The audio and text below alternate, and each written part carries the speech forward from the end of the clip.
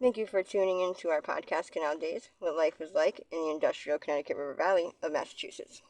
I'm your host, Carrie, and joining us today is Holyoke's very own local historian and creator of the Historical Tours of Greater Holyoke, Robert Como. He offers and leads public and private tours, as well as presentations of historical sites within the communities throughout the state of Massachusetts. Currently, the communities he has chosen to focus on this year are Holyoke, Chicopee, South Hadley, and East Hampton, and also Granby and Amherst as well.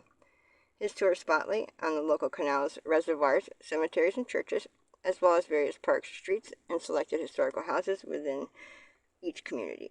In today's episode, we will be discussing the St. Michael's Church located in Springfield, Massachusetts.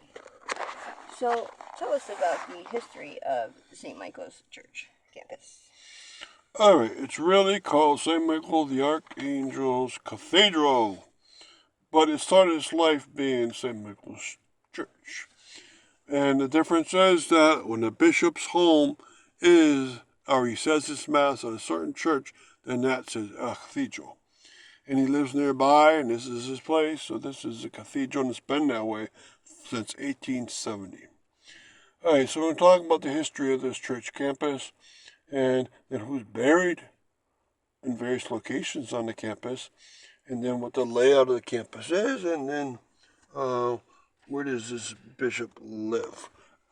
And this diocese, Catholic diocese, was formed in 1870 of the Massachusetts diocese, and it at one time included Central Massachusetts also in the beginning, but then they separated that too. And the beautiful church has history beyond the cathedral. The church was finished in 1856, and it had two head pastors before the bishop came around. The first head pastor, Michael Gallagher, started as a pastor here in 1856 when it started, so he's the founder and first pastor, and then 1869 he dies. For 1 year they had another pastor, 1870, and he died, but there was no head pastor of that because it became the bishop's church, which means it became a cathedral. And so after that, the history shifts into who are the bishops. And Patrick O'Reilly was the first bishop of this Catholic diocese from 1870 to 1892. And then Thomas Bevan from 1892 to 1920. Then Thomas O'Leary from 1920 to 1949. And then some more bishops after that. Some are still alive, some are not alive. But that's the beginning history of this incredible cathedral.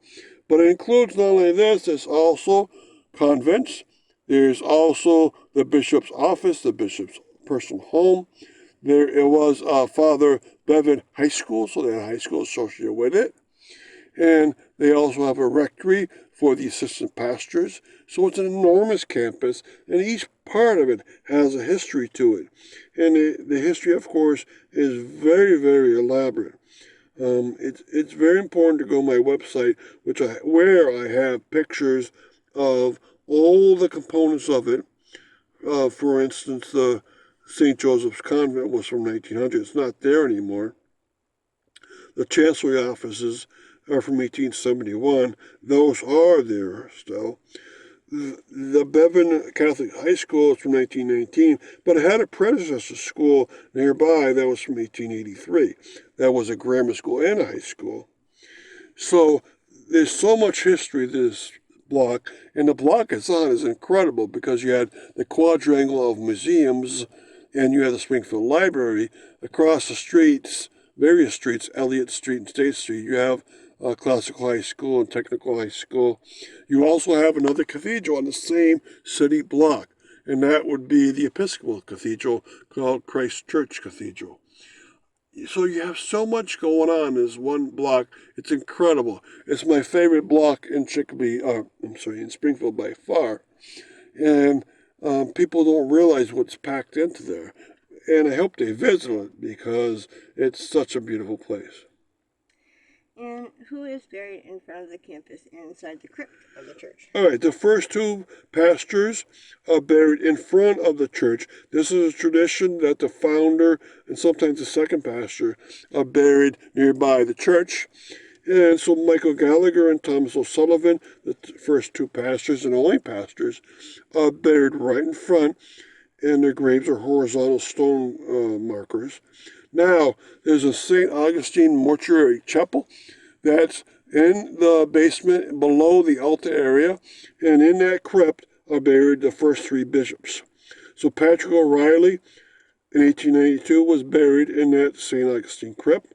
Then Thomas Bevan in 1920, and then Thomas O'Leary in 1949. After that, all the bishops are buried in other locations, mostly in the St. Michael's Cemetery, which is about 2 miles away.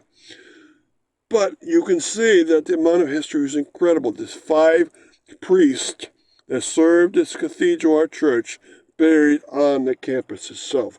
Most people will never realize such a thing. And really quick before we continue with the rest of our interview, just to fill our listeners in, if you are interested in finding out more information or signing up for any of his various tours, check out his website at holyokecanaltour.org. And there you can also find videos and podcasts of the stops along each of his tours, as well as photos and text of the historical sites throughout as well. And for private tours and other inquiries, you can email him directly at bobcat4214, capital B, at yahoo.com. And his tours make for fun, educational, outdoor activities for families and group parties. So getting back to our interview, what is the layout of the campus? Oh, what a beautiful layout. Most of the church campus is either along State Street or along Elliott Street. The church itself faces State Street. The rectory is up front also. But if you go down Elliott Street, especially a half century ago, you would have seen the convent campus, mini campus, where they'd have the convent where the nuns would live, and then they'd have the novitiate and the normal school where they would learn. The novitiate is the first year of school for young nuns out of high school. They'd have to go to 1 year of novitiate in order to be a regular nun. Then they'd have a normal school. Normal school is a school where they're taught St. Joseph's nuns on their only job in the world is education. So they went to a college that was called a normal school, a school where teachers are trained in the academics and the rigor of how to be a teacher. So that was all packed alongside. It's all gone, that sadly. But also there's back there the Father Bevan High School on the end of Elliott Street, and then across the street is the Chancery office, and also a place where the bishop actually lived for a while. And so all this and much more is in this campus. And where does the bishop live? All right, the bishop has lived in 2 places. He's lived in that rectory up towards the front of the St. Michael's Cathedral, but he's also lived in the first building on the left out of the 2 that form the chancery. So at times, he's lived in 2 different places. Now, since a bishop is different from a pastor, at times they wanted to separate them. And so that back chancery office, the left one, is a beautiful house for the bishop. Now, he's not always lived there. Sometimes he lives in the rectory itself. And it all depends on the situations, of course. At some point, I want to go through every year in the directory and look at St. Michael's Cathedral and figure out which rectory is being used at which time by the bishop, because that would be very interesting for people. And thank you, Robert, for educating us on your tours and historical topics of your expertise. And we want to thank our listeners as well. And to listen to a large selection of other podcasts, you can check out his website as well as on SoundCloud.com. And be sure to check out new videos and podcasts posted daily. Thank you for tuning in, and hope you join us again.